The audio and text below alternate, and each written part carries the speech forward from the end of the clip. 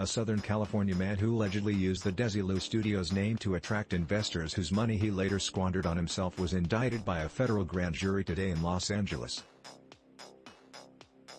Charles Hensley, 68, of Redondo Beach, faces 11 counts of wire fraud and 1 count of aggravated identity theft. An arraignment in U.S. District Court will happen in the coming weeks. The alleged scheme impacted many investors, including some who wired the $331,000 identified in the wire fraud counts. Hensley also allegedly targeted multiple companies in the entertainment industry.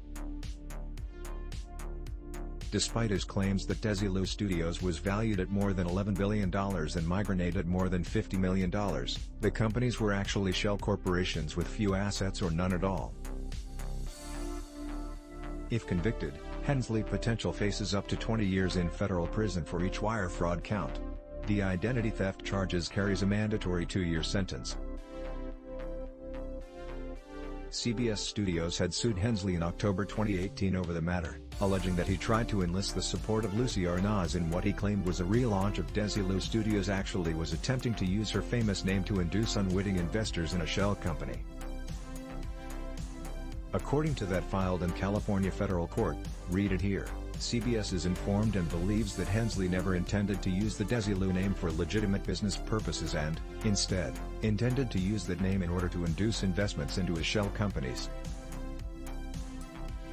Today's indictments allege that from August 2017 to May 2018, Hensley successfully pitched investments in companies he owned, including Desilu Studios Inc. and Migranade Inc., which he operated out of offices in multiple Southern California locations. Despite his claims that Desilu Studios was valued at more than $11 billion and Migranade at more than $50 million, the companies actually were shell corporations with few assets or none at all, according to the indictment. Hensley began using the name Desilu in 2016 and allegedly said he was making new content for his company, per the indictment, telling investors he was wealthy and backing his business with his personal funds. In reality, he had few assets and was overdrawn on bank accounts, the indictment alleges.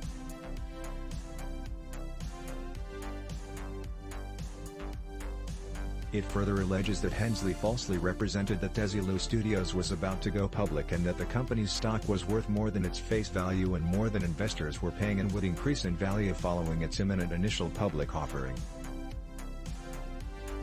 Prosecutors also say Hensley stole someone's identity to list as Desilu Studios' chief financial officer in offering materials.